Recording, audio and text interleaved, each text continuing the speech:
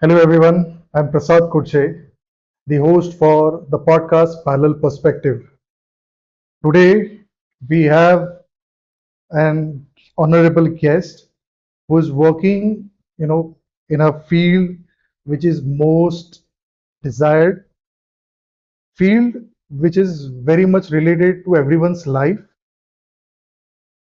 to our Sanatan Dharma, to our country, to the core and the basic values of each and every person. I have with me Mr. Giresh Kulkarni, who is working for a mission of connecting temple all across India as well as countries outside India.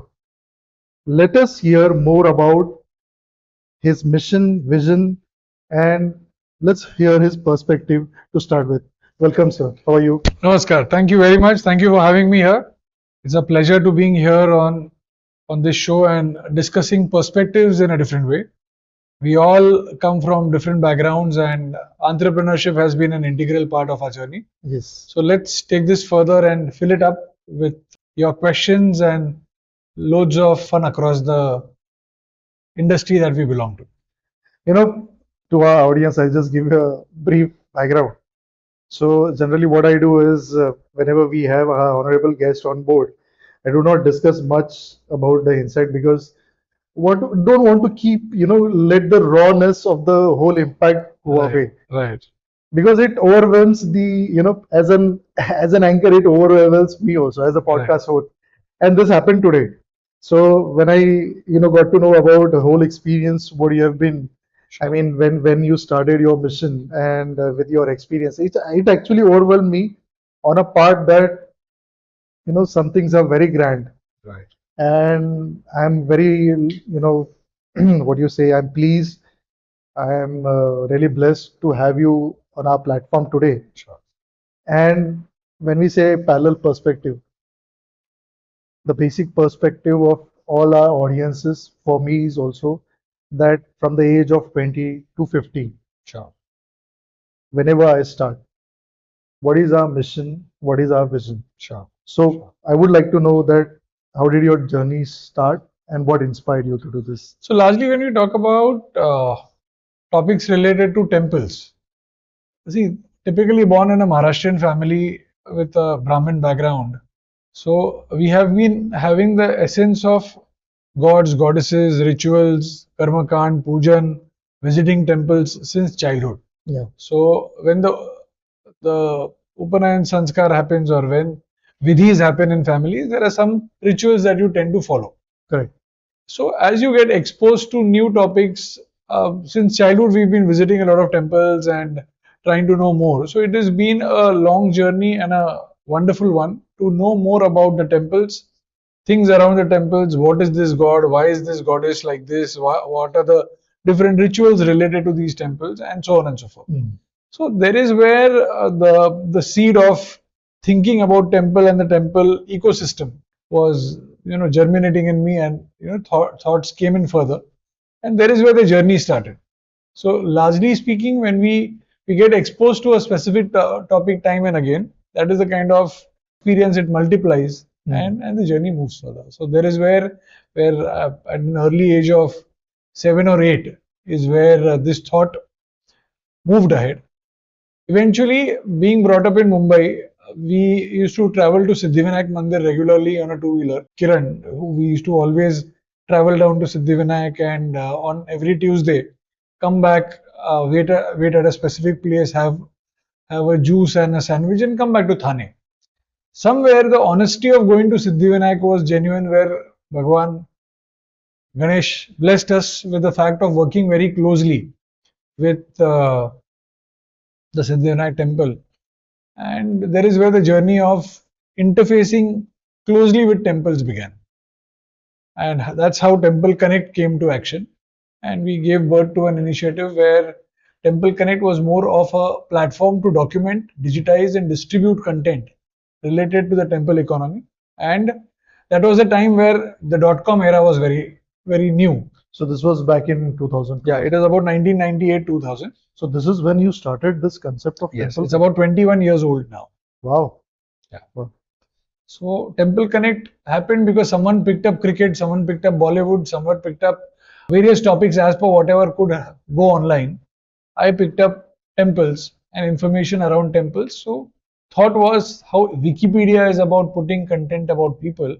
We would create Temple Connect as a platform to put information about various temples, big, small, tiny, large, under Hinduism, Jainism, Sikhism, and Buddhism, putting it together and making it available at a click of a, that time it was a desktop, then eventually it happened to be a laptop.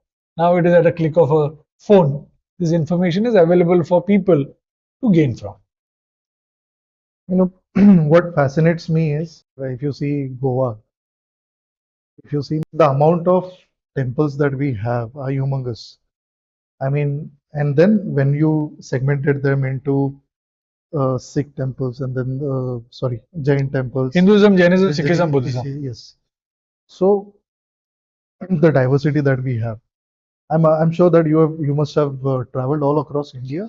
I have traveled across a lot of countries apart from traveling Bharat Bhumi, and I must have visited more than 4,500 temples physically by myself visiting. Now, so when you say temples, temples are not necessarily the branded big ones alone. Yes. So even if there is a tree and there is a small, temple setup, there is a orange color murti of Hanumanji or any other god or goddess, that is also to be considered as a temple. So when you talk about visiting places, understanding more about it, I would like to share this information through your podcast to the viewers that the number of temples that we have across India is to the tune of 32 lakh temples across, and another maybe about 22,000 temples are based internationally. So 32 lakh temples. 32 lakh temples plus. I mean, this is on an average the number. We can also calculate that if you talk about 19,819 odd pin codes in India, per pin code there should be at least 10 temples. Yeah. So you can do the calculation right. Bare minimum is what I talk about. Yeah. So that is the kind of data and that is the kind of penetration that exists. And that's where how you look at the temple economy, because Temple Connect, as the name says, someone asked me, why are you not calling it Mandir Connect? So it is Temple Connect because the word temple in the Oxford Dictionary means a place of holy worship in any religion. Correct. So when you look at going to other countries, the word Mandir may not reflect well to them because of the language barrier. So the word Temple Connect was introduced. I can understand on the part that in India it is very diversified, but when you say other countries, which are those countries as per the region, like Latin America, Europe? So it's all across the European region, across UK, Europe, Southeast Asia, predominantly in a very big way. Across the world, if there is a piece of land, there is a temple. So it's all about if there is oxygen, we live. If there is a temple, there is an existence of followers across the world, and it's everywhere. So we can look at the temple as an economy across the world, because wherever an Indian has reached, there is a temple. What is your mission? Why did you start this? I mean, again, I'm just focusing on this point is I can understand on the part of this thing that, and so this is relevant when the Marathi movie came in Dev. It showed one aspect, but I will also like to tell the audience, because when I did a deep research, and this was not prior to meeting you, maybe 8 or 9 months back, whenever a temple comes in any area, it actually develops a microeconomy. Right. If you see many of the ancient temples that are there in south, because many of the temples in north were destroyed during the warfares, but there are still many temples which are still existing in the south. And when you see those temples, you will see that everything was built upon across those temples. So, we do not need to put religion aspect on this. What it helps is there are large amount of people who are connected with it, and they get bread and butter because of this thing. Sure. And apart from this mission, what else do you see as a bigger picture? So let me tell you a couple of things. First of all, do you know the difference between spirituality and devotion? If I ask you a specific question, what is the difference between spirituality and devotion? 95% of the audience here and yourself would have an answer but not a clear one. So first of all, let me give you a feeler. Whatever happens outside of you, when there is God, Murti Pujan, Karmakand, Abhishek, Rudraksh, Ratna, or anything which is outside of you is called devotion. And whatever happens within you, pranayam, jap, dhyan, meditation, or anything, chakra healing, and things which happen inside you is called spirituality. So a lot of people mix up this topic of its spirituality and devotion are two different topics. When you talk about these topics, there is a huge need of understanding that when you look at a temple, temple is not only about dharmikta. When you look at a temple, it is divided in two parts. So the first part is the devotion, the dharmikta, the rituals, and the religious sentiments which are a part of the temple. The second part, which is the most important but a silent part, is called administration, operations, and management of a temple. Yes. When you look at a temple or the microeconomics or the temple economy or the temple town centric economies, what is very important is every temple has got these basic perspectives from a better management side of the story. So when you go to any temple, when you go to any Gurudwara, when you go to any Jain temple or even a Buddhist shrine, you would see a CCTV camera which has been placed in that temple. When the CCTV camera is placed there, the camera does not ask you whether you are a Hindu or a Jain or a Buddhist or a Sikh. It does the job of surveillance. It does the job of securing people. So I work towards the side of better temple management, systematization, creating standardization and SOPs, and creating the word where you call about courtesy and convenience for the devotee or the pilgrim who goes to the temple. When the telecom era came in happening and you had a telephone, mobile phone, I had a telephone, even nowadays the sabziwala downstairs may have a telephone. And when a call center from a telephone company calls up, if he calls you, if he calls me, if he calls a very big business person or even the sabziwala downstairs, the format of asking or catering to that customer is the same. The call center will all ask you the same set of questions with the same importance and the same poise. When you go to a temple, is the experience same? The experience is slightly different. Yes. It has been categorized based on the importance in the society and variety of these aspects. Okay. Someone has to think about standardizing these aspects because unlike the other religions, we have had 4 Vedas, and 4 Vedas, the Shankaracharyas for 4 different Vedas were given responsibilities. So there are multiple heads, multiple temples and multiple subsectors which were created. Correct. Someone has to look at the administration, operations and management and improvisation of that. There is where when asked in one of the press conferences कि ये आप क्यों कर रहे हो, so I told them that किसी को तो ये काम करना चाहिए and शायद किसी को नाम की व्यक्ति मैं हूं, ये सोच के आप इसको आगे करिए. So that someone who needs to do the job, maybe why wait for that someone? I can be branded as that someone who's keen to work in that segment, and that is also my vision and mission to see to it that we create better standardization for the temple goers from a devotee point of view, from the temple management point of view, and the consumer of the economy altogether. When you look at Shirdi, when you look at Tirupati, when you look at Vaishno Devi and other important places, the whole town and the city evolves around the temple economy. Yes. So that's the idea. So empowering the temple economy across the length and breadth of the globe is what my mission is. When I saw your LinkedIn profile and when I got connected with you, seriously, I mean, I thought this that why wasn't this done 40 years or 50 years back? Why wasn't this done when we got our independence? Sure. The reason being is not only this, I'll give you my example. When I shifted to Goa, the first thing I did on weekends was because my mother is, she's always into japa and tapa. I'm spiritual myself. So I only had an option that on the weekends I visited all the temples across Goa.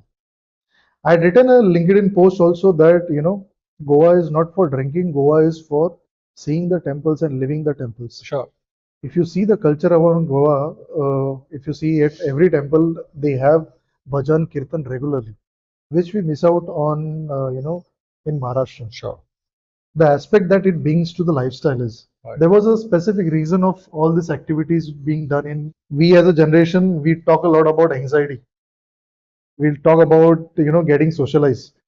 This temple was not only a place to worship, it was a place to socialize, it was a place to, take away all your anxiety, fears, and depressions. Sure.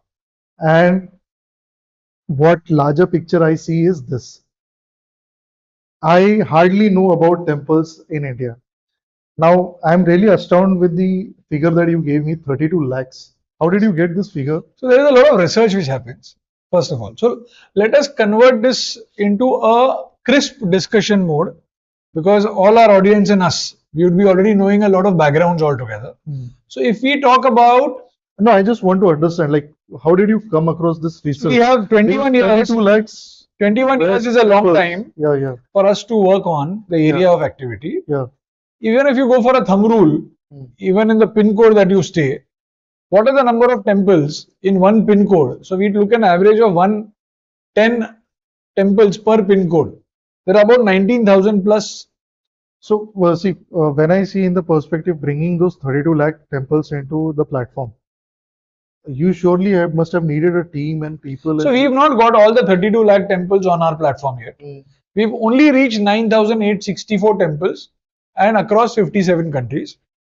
Our journey is to reach the first lakh in the next 5 years, Oh, because it's not it's not an easy task. When you talk about onboarding a temple, it's not merely about I know this temple and I now have put this online. but sorry to interrupt you. Apart from you, anyone else in India has done this research that we have so many temples? I think government must be knowing about it. I'm sure government is much more. And what is the structure in terms of, so basically this again is linked with the other question. I'll first complete that question and then I'll come to this question. Is that how does Temple Connect empower temple management system?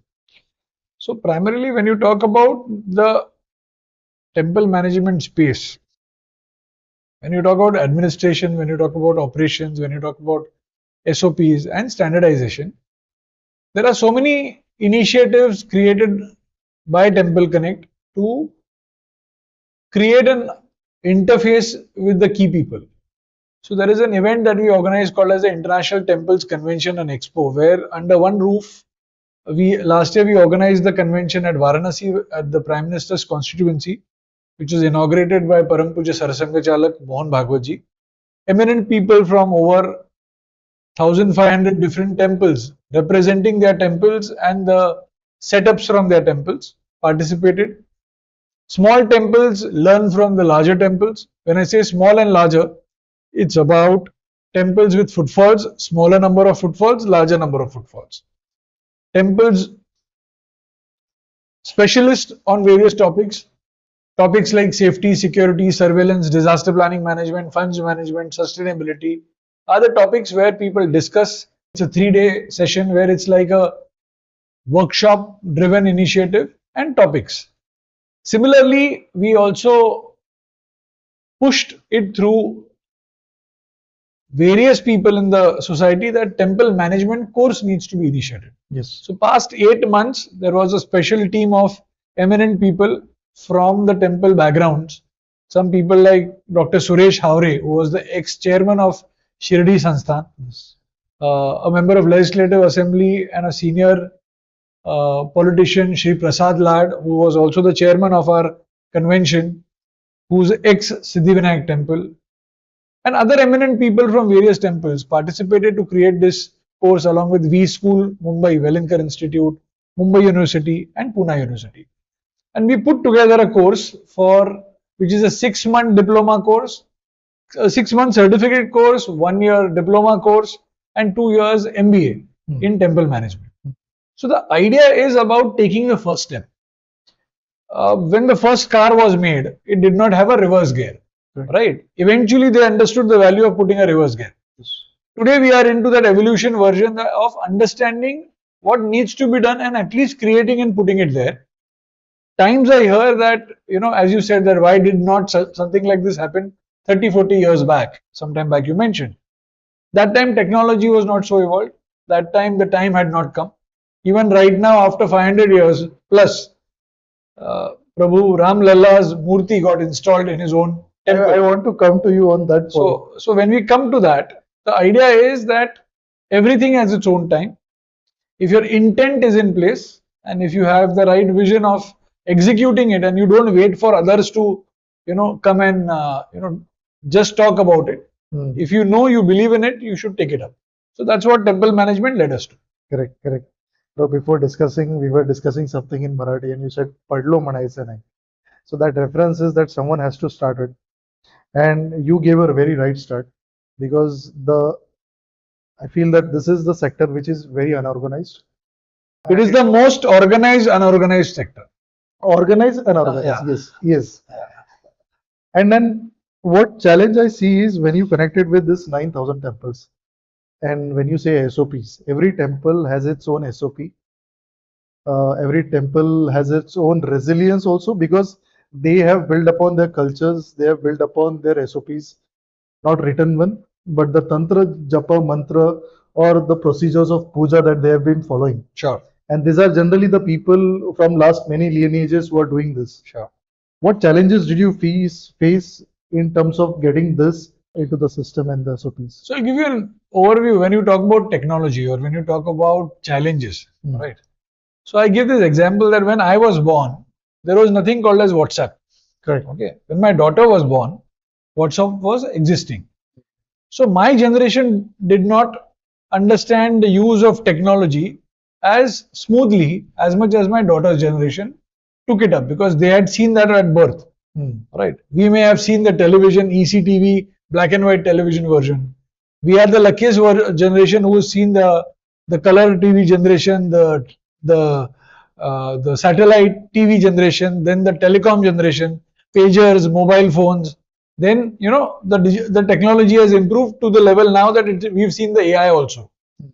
So as technology evolves, so did the technology have its own teething problems and troubles on incorporating that in any sector. So even if it is a temple economy and the temple sector and the infrastructure, it took time to standardize.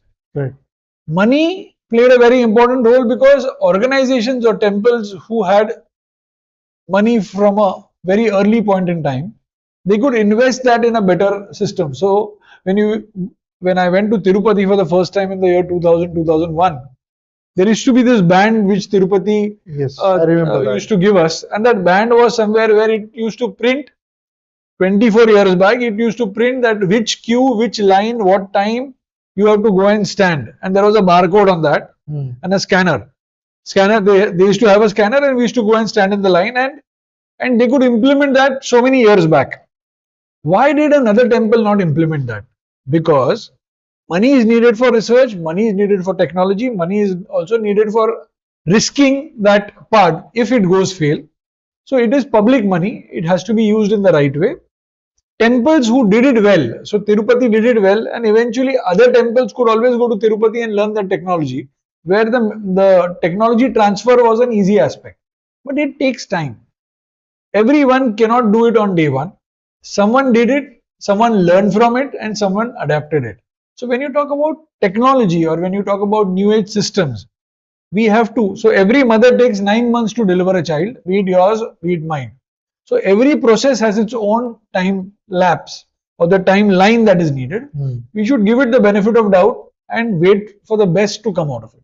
So after 500 years, as we say, it took time for Prabhu Sri Ram Lalla's Murti to be installed at Ayodhya ji.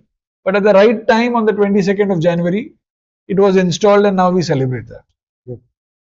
So, sir has given the reference of, of Prabhu Lalla's Murti being, put over there in Ayodhya and the grand occasion.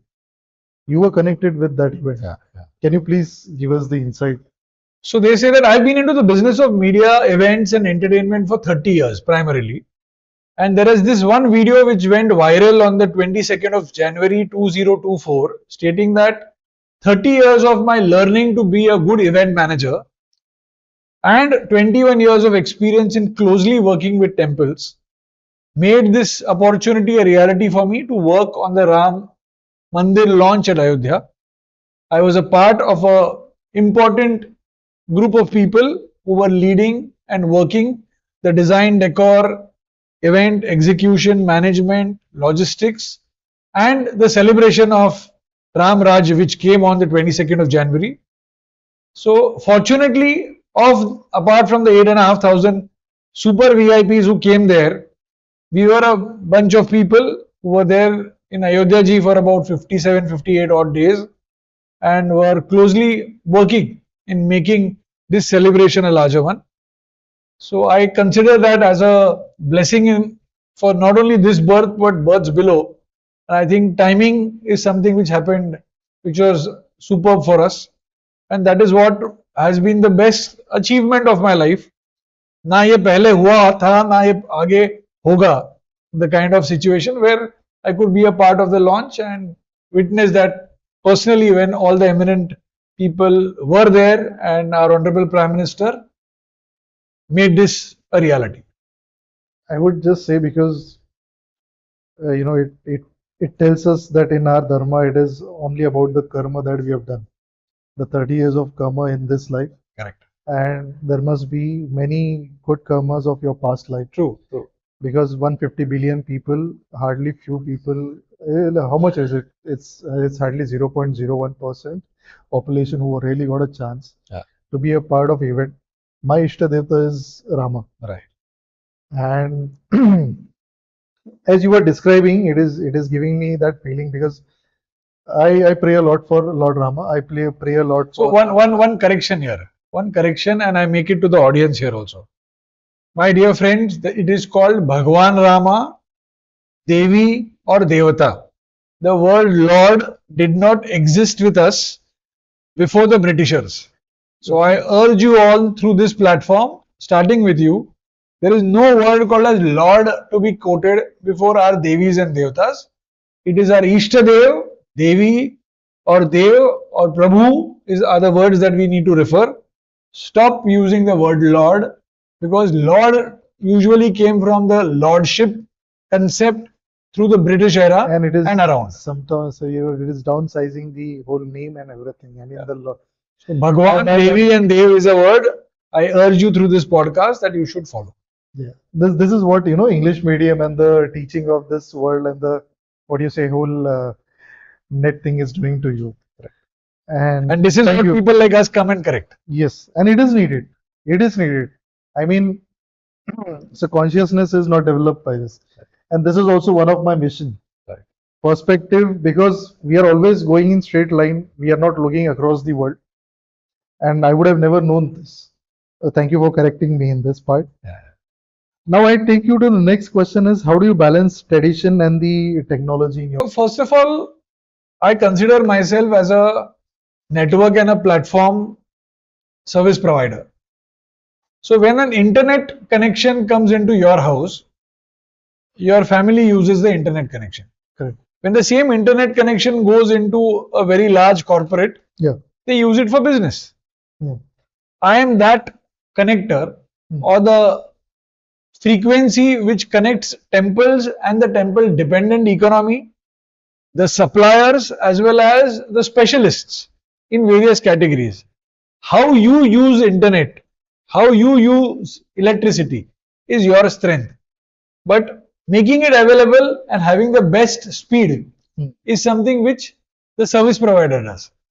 I am that service provider in the temple economy who is bridging this gap, working closely with as good as 1,500 companies across the country and another 300-400 companies internationally to polish their services in the areas of specialization and make it available for the devotee or the pilgrim who comes to the temple. I will give you this quick small example.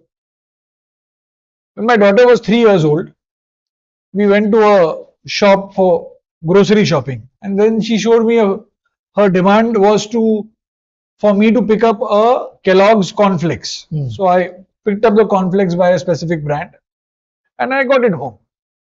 Who was consuming that cornflakes? My daughter was consuming that cornflakes. Right. Who made the payment? So the consumer of the cornflakes was my daughter. Yeah. The buyer of the product was the parent, the father, or me or my wife would have bought it. Similarly, when you look at the temple economy, the needs of greater quality of systems at temples is for the devotee, and the buyer is the temple manager. So the job of a parent is done by the temple management, and the job or the demand is done by the devotee as a child. Is the way I visualize it as, and is the necessity, the way I put it across. So similarly, when you look at technology or new age aspects, it's our job to bridge this and facilitate this. And Temple Connect has closely through its Smart Temples mission has started educating, connecting, enhancing, and implementing it globally. Okay. Now, so what is the exact process? I mean, very briefly, because I understand this process is huge. There are existing temples. There are existing temples everywhere in India. Some are very huge, which may not be connected with the platform. So, what is the process of them getting connected through your mission? See, largely speaking, Temple Connect is known by everyone. Everyone across the region, left, right, center, knows Temple Connect. If Temple Connect is known to them, they reach out to us. If we know that there is some temple existing, we reach out to them. Apart from the temples, the pujaris, the important people around the temples, the shops, and multiple different layers are the kind of people we are in touch with. So either we contact them or they contact us. There is this only one platform who does the job of bridging this gap, because it's a lot of legwork involved. It's not like sitting in one cabin and doing something online and finding it out. Correct. So we have sizable amount of volunteers spread across the country and internationally to the tune of 3,500 people. So it's the wealth that we have accumulated over the past 21 plus years. So it's a journey, it's an organic process, and we are growing it. If you are willing to share, because as an entrepreneur, I would like to understand that when you said 3,000 or 3,500 volunteers, plus a lot of legwork, a lot of efforts being put, traveling being put, connecting with people, this needs monetization. So how do you manage, and what is the prospect of making profits or something? So my point to you is that the day you stop thinking of monetization when it comes to ventures, because it is a hurdle in your thought process. So I think it is his job, Almighty's job. He gets it done. He takes care of the monetization. He takes care of the balancing act, and that's about it. So at this note, because it's an IP and because it's something which we've largely worked on it, I don't consider that as a right motive for me to talk about it till the time we've achieved something more. So I think money and monetization would be kept outside. Today, let's talk more about the efforts. Monetization, I would say that not only on the part of, because I understand, because this is a complete value. So I'm not discussing my models with you on this perspective, because it's an IP. Okay. So coming up to the next question, can you share some of the success stories? So see, the largest success story I feel is the International Temples Convention and Expo. So when we all know, we go to medical pharma events, and we must have heard of all of those events, or Auto Expo, which is for the cars. So does Auto Expo manufacture a car? No. Auto Expo organizers, they don't manufacture. Correct. But if there is no Auto Expo, our industry will get into a crashing scenario, Yes. is the feeling what people have. Similarly, so many years back in the year 2005, 2006 is the first International Temples Convention and Expo was organized by us with support of Siddhivinayak Temple, where about 64 temples across the country had participated. After that, as you rightly said, that it all needs money and it all needs the motive. We were not able to pull it off. Between 2005, 2006 to 2023, I was only waiting for that sunlight or that sunrise to happen for me to execute and plan this event. So when we did the event after 2005, 2006, it was in 2023 where the International Temples Convention and Expo was organized. Yeah. In between that, I built the brand Temple Connect, where going to temples, onboarding temples, meeting people around there, interfacing with them, capturing. All this information put in together was needed to be done by someone from a selfless perspective, where when you talk about doing philanthropy in life, you don't have to go out to another ashram or another sansthan and do this philanthropy. There are certain set of things that you can do in your own pattern and control it. That's what we did. Whatever we earned in this entire journey of our other businesses and ventures, that money was put in to make this happen and to build this entire model. Secondly, when we talk about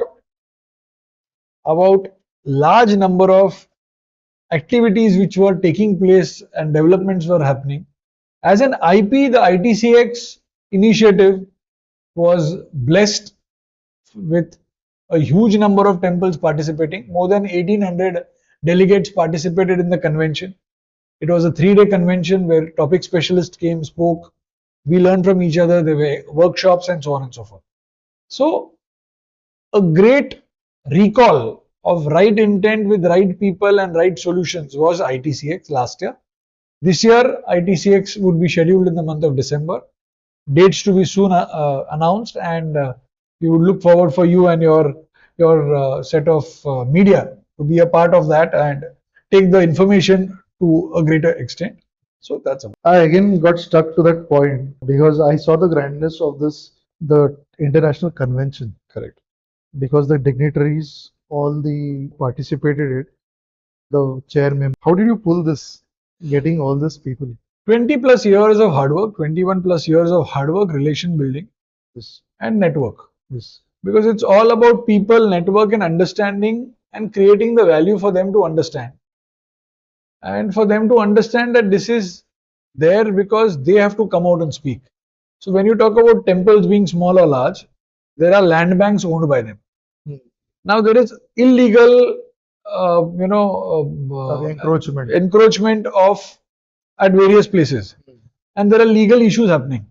So when people like J. Sai Deepak ji is someone who's addressing these matters, or the Jain father and son who's addressing matters related to Gyan Vyapi and earlier to Ram Mandir cases, getting access to them is very, very premium because they are very, very senior people. Yes. But when we are looking at conventions and meetups for such people to come and speak and interact, I think every temple wants to come and connect with them and want their problems to be solved. Yes. Someone has to initiate that, right? So we created that, and trust me, I again say this time and again that Bhagwan ka kaam hai, wohi sambhalta hai. So it's up to them, and they look at the fact that how it gets it done. We are just the channel executing it. Yes. It is because of them only why it has been planned and it is happening. We have this superficial thought process that I am doing everything. So anyways, but I am not the right person to tell about this. I mean, there are a lot of scriptures, Vedas, everything has been posted wherein you can understand that we are not the one who is doing it. No. That Raj Kapoor ji's movie Mera Naam Joker says na, that we are all Katputliya and we are just playing it as a on the stage of this world. So I think it's the true fact, well put across, and however cynical it may sound, but it is reality of life. It's reality of the time. I mean, with this convention, international convention, and surely we will put a link of this because it is my incapability personally also with our team, with our marketing team also, that I did not come across this thought. about the international convention, sure. Because the grandness of this event, what other successes do you see from that event? So largely there is a theory called as things I know, things I don't know, and things I don't know that I don't know. Okay. So there are so many things that I don't know that I don't know, of which this feeling was there with a lot of people across who attended the convention. So there was technology transfer, there was how Laddu Prasad is done uniquely at Tirupati and how that can be implemented in another temple down south. Yeah. How Annadan and Annakshetra management is a unique thing. How legal matters can be handled differently. How banking, finance, and donations can be looked up in a different way. And various such things where it is a existing ecosystem in different places where they are not learning from each other. Now, when you talk about the 12 Jyotirlings in the country, when you talk about Bavan Shakti Peeth, or when you talk about 108 Divya Desam of Bhagwan Vishnu, ask this question to people: how many Vishnu Divya Desam people have met the other Vishnu temples? Or how many Bhagwan Shiva temples people have met the other Shiva temples except for the fact of going there for darshan? And there has never been a meetup of such initiatives. That is what Temple Connect through ITCX executed. So when we got them under one roof, there was a lot of learning, there was a lot of want. It's an initiative where people felt the need, and as it had to come to us, we did that first in the year 2005, 2006, and we scaled it up with all these number of temples, because the strength is about getting everyone under one roof for those 3 days, which is one of the most difficult things to do. So I think getting them together and getting interesting topics together was the key to put this thing together.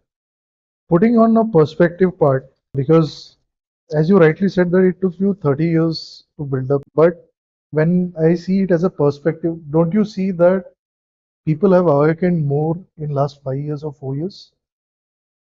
So I'll give you a quick example of use of digital media for the interest of a common man, helping it as well as diluting it. So when of couple of months back, month and a half back, there was a situation that a lot of people were going to Kedarnath.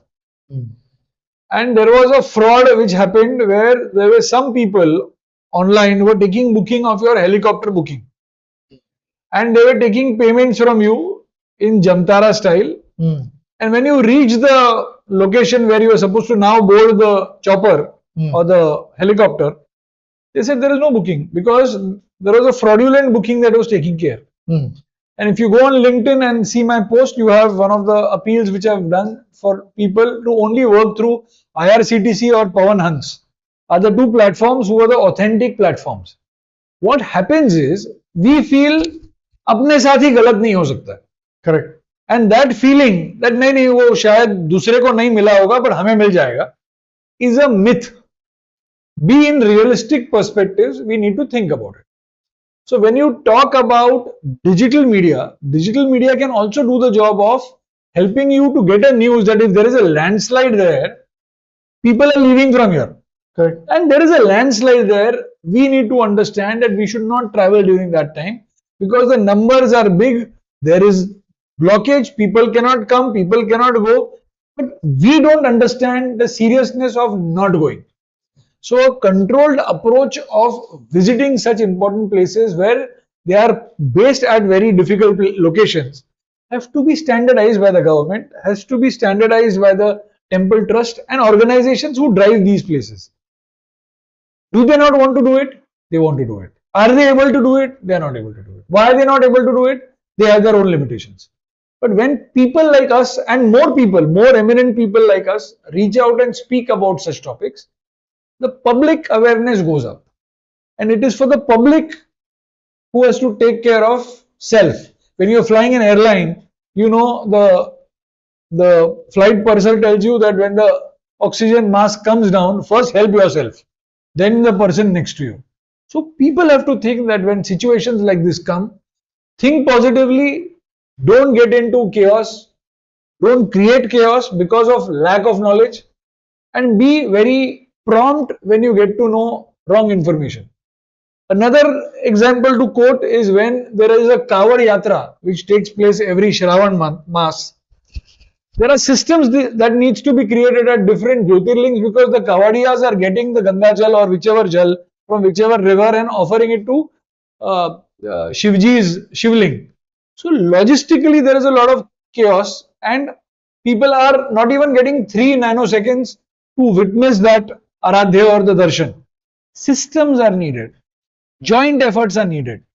Planning is needed. At the same time, people's participation is needed to make it happen. So through your channel, I appeal to all these people here that through Temple Connect or any organization that you are closely bound with, where temples are there in your vicinity, satark rehna chahiye, jagrut rehna chahiye is what you need to look at. I mean, I completely, want to put this point to our audience that the intensity of this satarkta, what you have said is you have to be open-minded with your eyes, you have to be open with your ears and everything. All medias across, you should be connected with this right streams whenever you visit this. Now, you gave an example of Kawad Yatra. Before I put, last 2 or 3 questions, because I just want. This is a never-ending story. I'm still overwhelmed with the work experience, with the perspective that you have. Is that at every point which question to be addressed, what can be shared to the audience, and what we can do. But when we discussed before our podcast, there is another big event that happens in the country. That is Kumbh Mela. Correct. How are you connected with it, and what is your participation in it? So the largest gathering of people at one location is called the Kumbh Mela. The Kumbh Mela has been happening before our hundreds of generations which were born, and that will continue after us also. Average number of people who are expected at the Ardha Kumbh this year from 13th of January for the span of next 3 months. The expected audience at Prayagraj is on an average of about 35 to 40 crore people coming there and taking bath at the Triveni Sangam at Prayagraj. When you talk about the Kumbh Mela, I personally, it's a privilege for me to closely work with the Kumbh Conclave, with the Uttar Pradesh government initiative and the Kumbh Mela Ayojan Samiti, where we are closely adding value through small steps with events across the country where community is interfacing, speakers are interfacing. There is an initiative called as India Think Council, which has organized the Kumbh Conclave, and I am a partner in that initiative, along with the Uttar Pradesh government. So there is a lot of work happening across. There are a lot of initiatives where child-free or kids-free Kumbh is a topic. Plastic-free Kumbh is a topic. Sustainability and eco-friendly Kumbh is a topic, and multiple aspects. Hygiene. Hygiene, sanitization, solid waste management are the key areas, and sustainability in a big way. So these are the areas where greater level of appeals have been made to corporates to come ahead, participate, get involved, add value, and Temple Connect is doing the job of again bridging that line between governance, the organizers, the corporates, as well as key solution providers in this entire journey. When you say, when the grandness of this event plus the work that you're doing, one of the most important aspect is the legal structure, the legalities. Can you just give me an insight on this aspect? So when you say legal structures, you're saying legal structures with the temples? With the temples. So what are the legal challenges you have to you have to face or you foresee during this management activities? See, I'll be extremely honest that the kind of work that we are doing presently, it's like picking up water in a, your ink filler. So whatever comes in that ink filler, the test tube or the ink filler. That is the kind of work that is happening right now. There is a lot of, so when you look at a sea, what do you see? So there is a huge sea and there is infinite sea, but there is civilization below that. There are fishes, there is flora, fauna, there is a balance. So as you look at it, it's a vast industry and also a deep industry when you talk about the temple economy and the temple industry. Temples have always been the center of giving loans as banks for so many years and generations before us. It has been the place of education. It has been place of knowledge exchange. It has been place of weddings. Or weddings used to take place at temples, and the priest from temples used to execute that. It has been the place of doing the job of panchayat. If there is a debate, temples were the ones who used to solve the debate or arguments, and so on and so forth. So similarly, as this is a very specialized, specific area of activity, when you talk about improvising these aspects, standardizing these aspects, there are a lot of people who are doing a lot of simultaneous work. Coming together and complementing that is the key, and we are trying to do the same by getting people together and putting them into that journey and leading us or leading this sector. So that is what is the need of the hour, and that is what is helping for people to come together. And I have your permission. I mean, this is just off track. This is a question which the legal structure came into my mind is the recent event that happened at Padmanabham temple.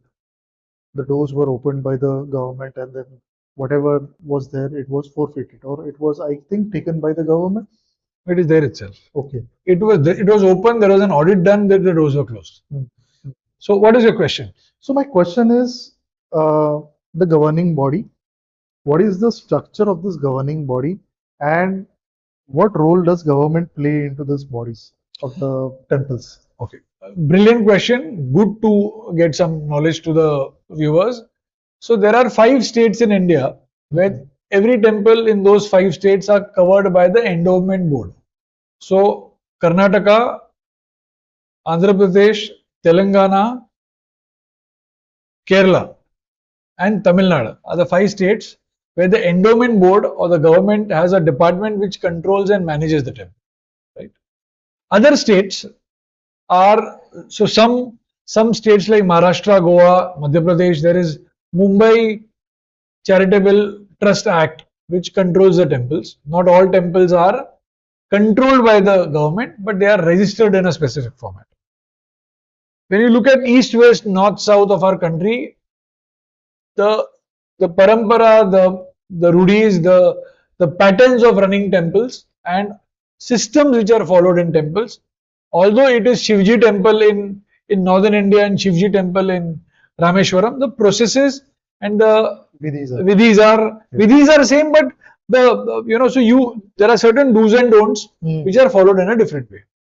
When you talk about systems, when you talk about legal procedures, when you talk about practices, there is not one single platform which says everywhere same is applied, right? The way you cook in Calcutta is the same fruit or the same sabzi. When you cook that in Kanyakumari, the recipe is different. Right. Similarly, the management styles are different and the legal systems are different. So it is very national but very regional for it to evolve. We will take at least a sizable number of years, if I'm maybe about 50 to 65, 70 years for this whole thing to get standardized. But the standardization has started, and we can say that we are a important player pushing that. Does the government also consult you? I mean, the local body governments or any authorities from the government have consulted you for the management of the running bodies of temples? So primarily speaking, we do not manage temples. We are facilitators. I mean, facilitating in terms of training them and so we are facilitators. We are aggregators of these topics, and we are bridging these topics together. We closely work with various state governments as well as Ministry of Culture and Tourism, Government of India, and state government tourism-led initiatives or endowment boards. So I think we are just maturing in that sector, and abhi to, it feels like we are just the someone who's in the youth age who now has got that maturity and recognition. And I'm saying in the coming period of time, with more knowledge and support from the government, we will improve our systems. Now, my next question, and this is my second last question. I guess we have already come to a 1 hour discussion, and I don't want to stretch a bit because the impact of the topic is very important. How do you measure your, I won't say success, how do you measure your work? Because I will not call it a success because this is a value creation. Sure. Yeah. How do you measure it? So if I was sitting on 9,864 temple till yesterday evening, next year same time I should be at least adding another 4,000 or 5,000 temples to my list. So if there were about 1,400 odd temples who participated last year at the convention, the coming convention should have at least about 2,000 temples participating, and 2 people per temple should be physically present at the convention. So there are yardsticks that we've created for our own targets. So if we have now started courses with temple management across Mumbai University, Pune University and Welingkar Institute of Business or Welingkar Business School, it should go to 100 universities in the next 3 years. If we have published the temple management handbook now, there should be 25, 30, 40, 50 authors who should come to us and create more books. So we are here creating an outline of this industry, and you are the ones who are supposed to multiply that. Yes. So my last question before we go, because I'm sure we'll be having few more episodes with you, maybe in Marathi, maybe in Hindi, and whatever topics we have discussed. What is your, suggestion or advice to the entrepreneurs, not only the entrepreneurs, but the people who are working for the temples or all the religious body all across India? There is a very strong quote by Bhagwan Gautam Buddha which I follow, and I have been following that religiously. So it says, an idea in action is always better than an idea just as an idea. So put your ideas in action and rest will fall in place. So if you can take the most of that, take as much as you can, and don't wait for others to give you certificates of your passing and failing. If you trust and if you believe that you can do it, take the plunge. Until and unless you don't get into the rough seas and the rough waters, you will not get exposed to learning a lot of things. And trust me, the one who succeeds at the end of that swim is you. So I wish you all the best, and I look forward for more such discussions in near future.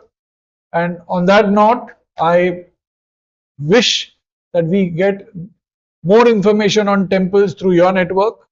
You can reach out to us at connect@templeconnect.com. And at the same time, if there are any inputs around any temples, any social organizations, feel free to connect us with them. Yes. Har Har Mahadev. So with this, we will be foreclosing our episode over here. I'm sure for the audience that this must have been a great insight.